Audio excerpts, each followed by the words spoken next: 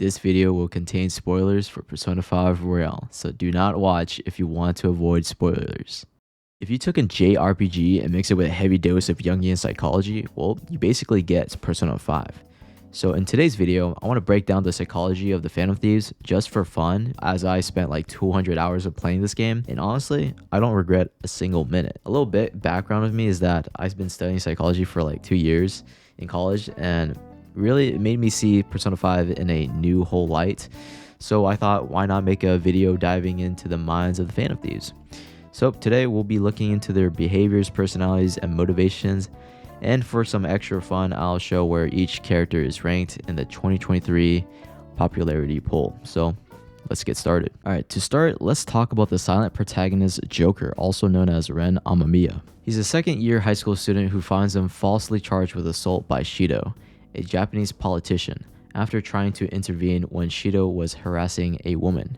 Because of that false charge, Ren is struck on probation for a year and transfers to Shujin Academy with a criminal record. On the surface, he comes as a shy, quiet, and docile, but underneath that, he has a strong sense of rebellion and justice against the corruption of adults. A subtle detail that stands out to me is that Ren wears fake glasses to look harmless and blend in.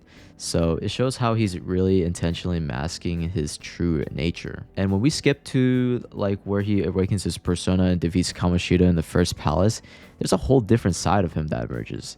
In the metaverse, he becomes more confident, charming, and assertive, even playful at times.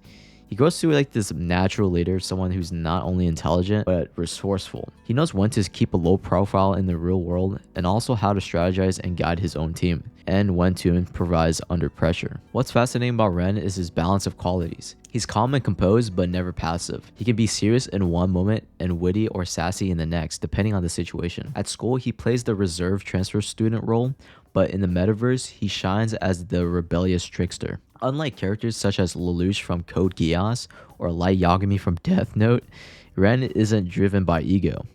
He doesn't seek power for himself. Instead, he relies on his teammates, uplifting them just as much as they rely on him. That humility is what makes him stand out as a different type and kind of leader. Now, if I were to sum up Ren's personality, I called him adaptable, calm, clever, charming, funny, and mysterious. He's almost like a social chameleon, someone who can shift his tone and presence depending on who he's with and what the situation demands. In my opinion, he doesn't display any kinds of mental illness. His strength lies in his resilience and ability to adapt. And honestly, it's no surprise Joker consistently ranks #1 in popularity polls. He's the kind of character that embodies rebellion without arrogance, confidence without selflessness, and leadership without overshadowing the people around him. So yeah, I think he's the best character in Persona 5. Alright, so let's talk about Ryuji, the second character that Ren interacts in Persona 5. From the very beginning, Ryuji is known as the problem student, the disruptive, loud, and reckless. For him, it almost feels second nature, something that he's grown comfortable with. My first impression of him was that he was an irritable and hot-headed, especially with how badly he wanted to revenge against Kamoshida. And honestly, I think a lot of people really share that sentiment. Ryuji isn't the most beloved character in the series.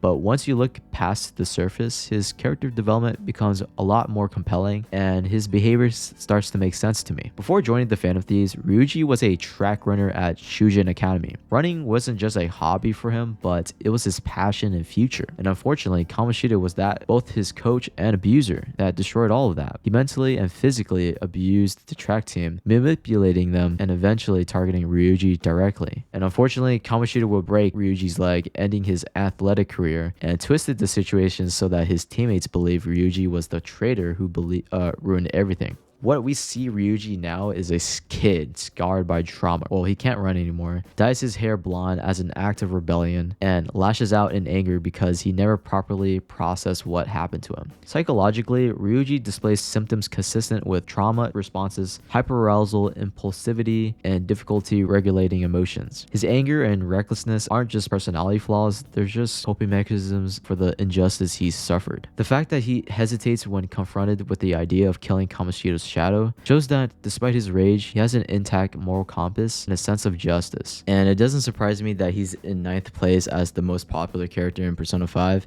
as in the outside, he doesn't seem as a compassionate character, but his looks deceives a lot of people mostly. Alright, let's talk about Morgana. Honestly, probably the most funniest and goofiest character of the Phantom Thieves in a good way. And he's the third character we meet inside of Kamoshida's palace, and I admit, I was a bit skeptical about him first. Morgana insists that over and over that he's not a cat, even though, well, he is literally a talking cat. What makes Morgana fascinating is his persistence that he's once human. The truth is he was created by Igor to save humanity.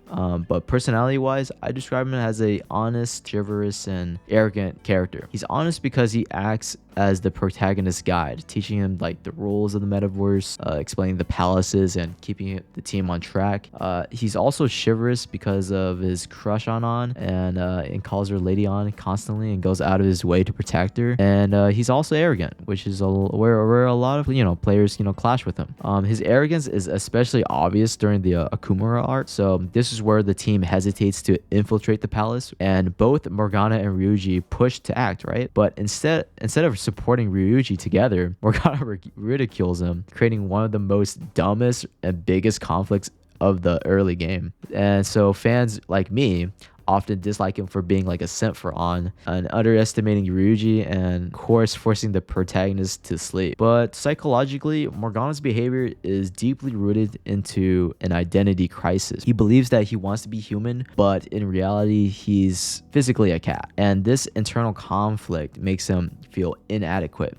So at one point, he leaves the group to assert his worth independently, which is a coping mechanism for his insecurity. By the end of the story, fortunately, he reconciles his beliefs and accepts his identity as a cat. And so in psychological terms, this is a example of cognitive dissonance, in which you hold two conflicting beliefs. He's human versus he's a cat. And that was the conflicting belief that he had, and resolving them to, achieve inner peace for himself. Morgana, doesn't show signs of mental disorder. I don't think so. It's more about his struggle was pertaining about self-worth and identity for the most part. He's a perfect mix of comic relief, guidance, and emotional growth. And I think I understand why people places him at 8th as the popularity poll, as he's not the most adored, but kind of undeniably essential and underrated character, somewhat.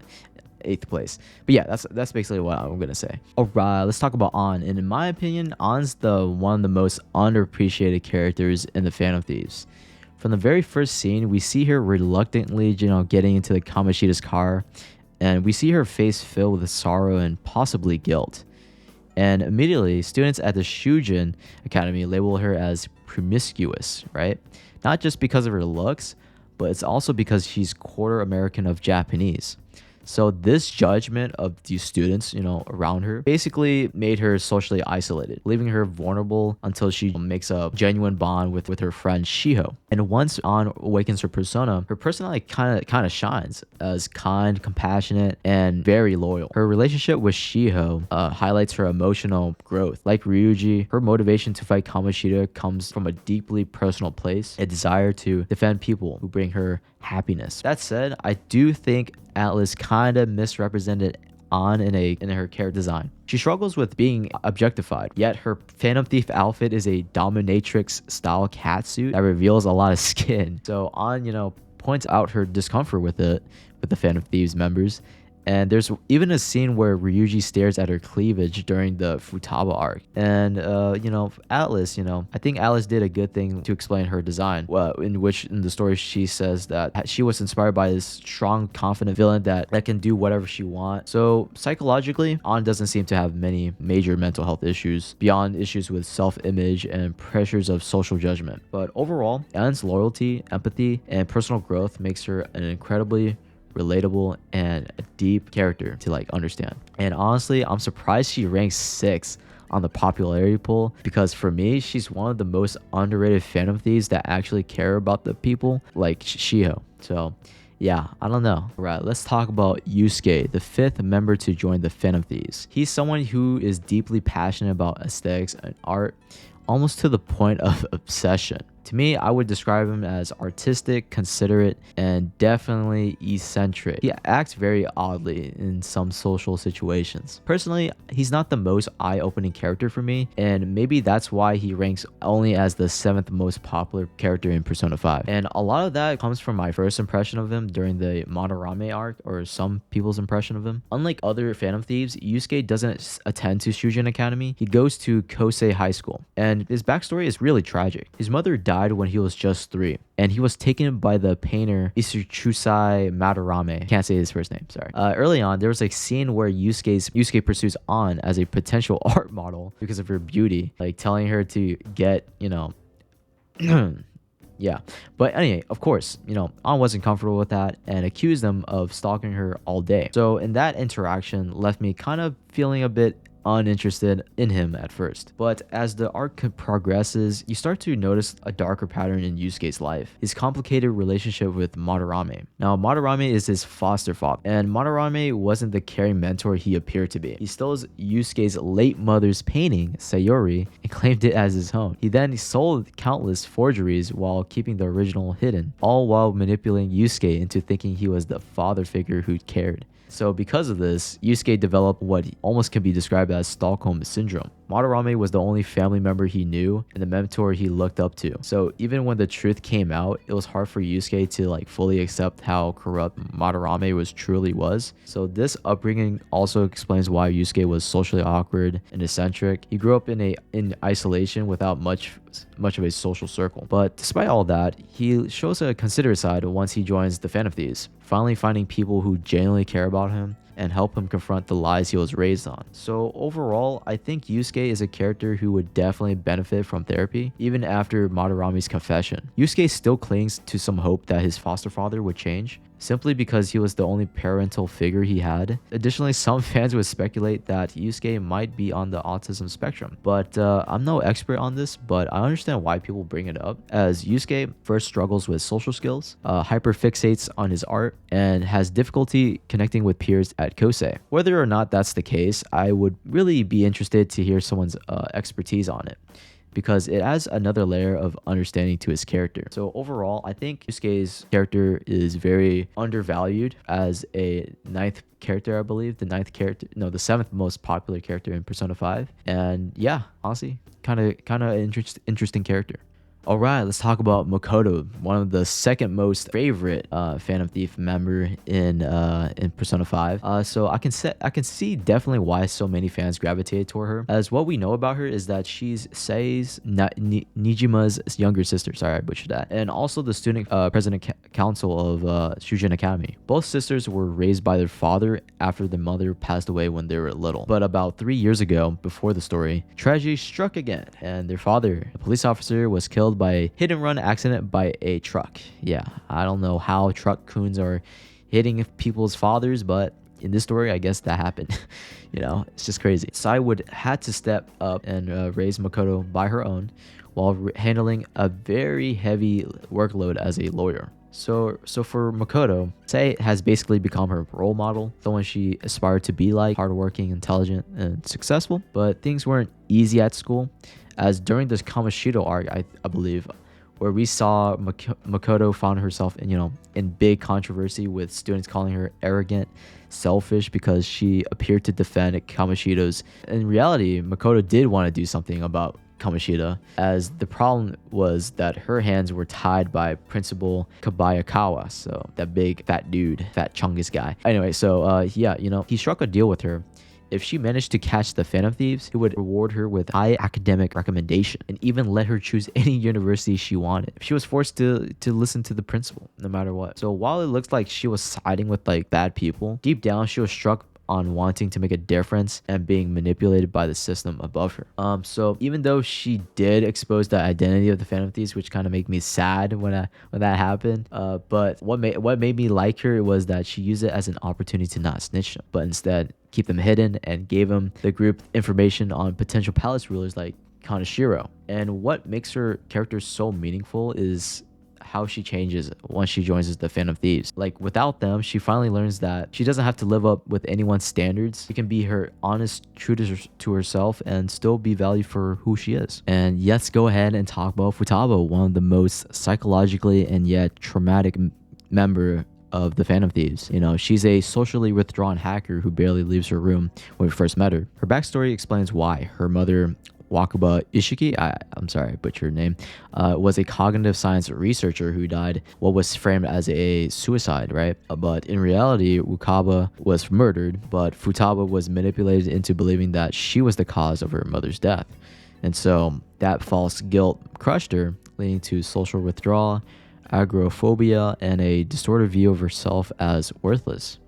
And eventually she was taken by Sojiro Sakura like a father figure for her. Futaba, for the most part, grew up isolated, burying herself into computers and the internet, where she honed her hacking skills and took the identity of Medjed. And her palace was probably the most depicted representation of her mental state, a tomb where she sees herself as already dead. That symbolism is powerful because it shows how her trauma turned into self-worthlessness, right? Self-condemnation.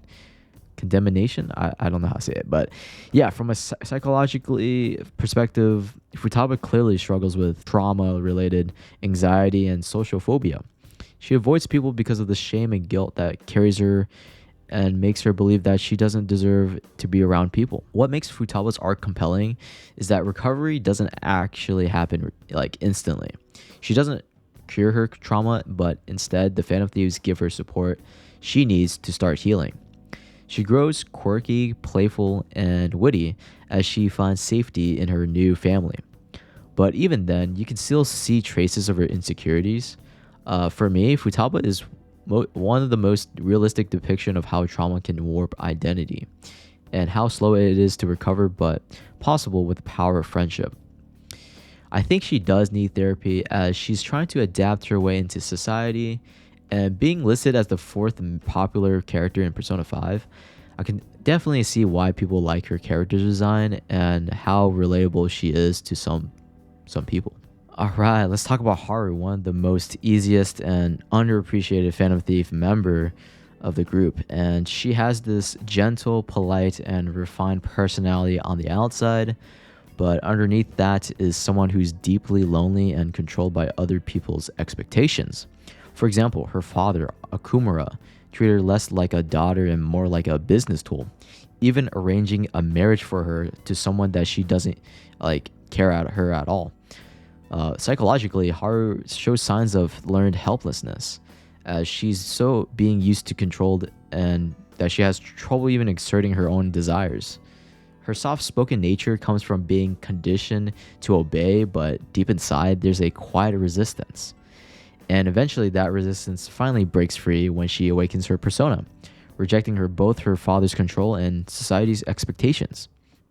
What I do like about Haru is that her strength is quiet but unshakable.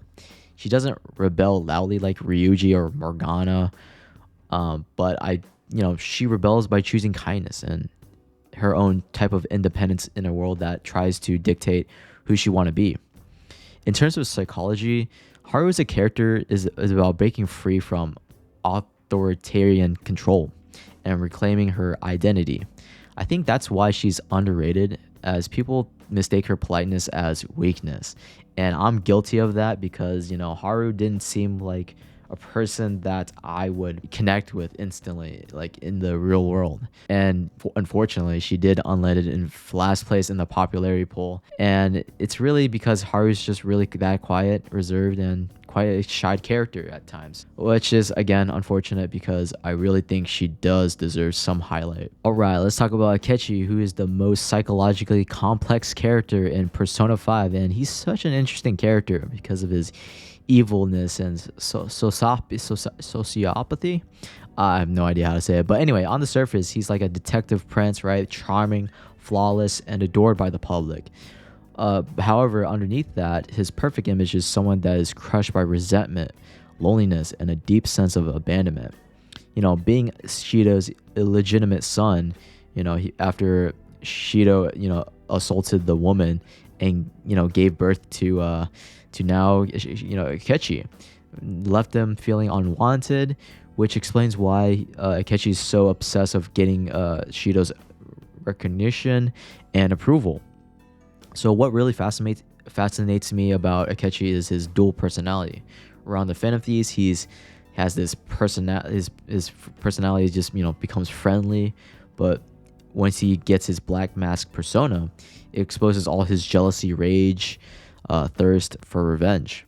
From a psychological perspective, this is classic splitting, separating his identity into the perfect detective and the murderous avenger to manage the inner conflict he can't otherwise handle. At the core of Akechi's actions is this desperate need of validation. Everything he does working with Shido, betraying the Phantom Thieves, stems from feeling unloved and unwanted. It's tragic because you can see the glimpses of the friendship he wanted to make with the protagonist Ren, but in bitterness and pain always get in the way. He's not a villain, he's the embodiment of what happens when unresolved trauma turns around and eats you alive, And honestly, I honestly get why he's the fifth place of the popularity poll. People are drawn to him because he's complicated, charismatic, but as well as kind of tragic at all once. You can't really feel sorry for him, even though he's making horribly, morally unethical, questionable choices. His story is really heartbreaking, but it's also what makes him one of the most compelling characters in a game. So, yeah. That's my opinion about Pancake-kun. Alright, let's talk about Kasumi or Sumire in Persona 5 Royale. And honestly, it's one of the most heartbreaking and just shocking things that I ever seen in my psychological perspective storytelling life. Like, holy, there's so much things that I'm so confused by, right? So Kasumi on the surface comes as this cheerful, hardworking transfer student who's admired for her athletic skills, right? But in truth is much darker. She's actually Sumire Yoshizawa, who took her late sister's Kasumi's identity after a tragic death, and I think they're twins. Sumire, who struggles with survivor's guilt and identity issues, she explains that she's not good enough, right, on her own, so she hides behind her sister's persona.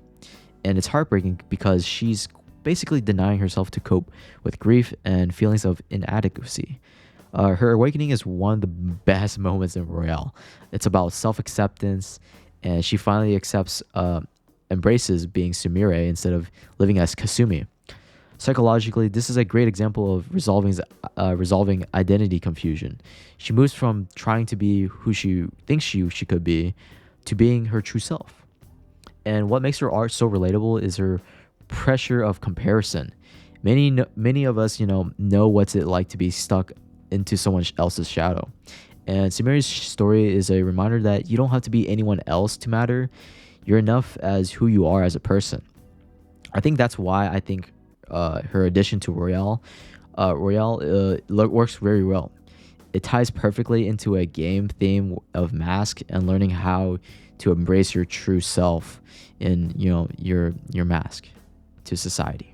And that is it, folks. Holy, that was a lot of reading, writing, and editing. So please drop a like, subscribe, please, man. I beg you. Anyway, if you guys want these types of videos, go ahead, leave a like, subscribe, follow. If you guys want more of these psychological analysis or just me reviewing these characters and other forms of anime medias, then give me some recommendations. I would appreciate it. But yeah, anyway, I'll see you guys later. Peace out.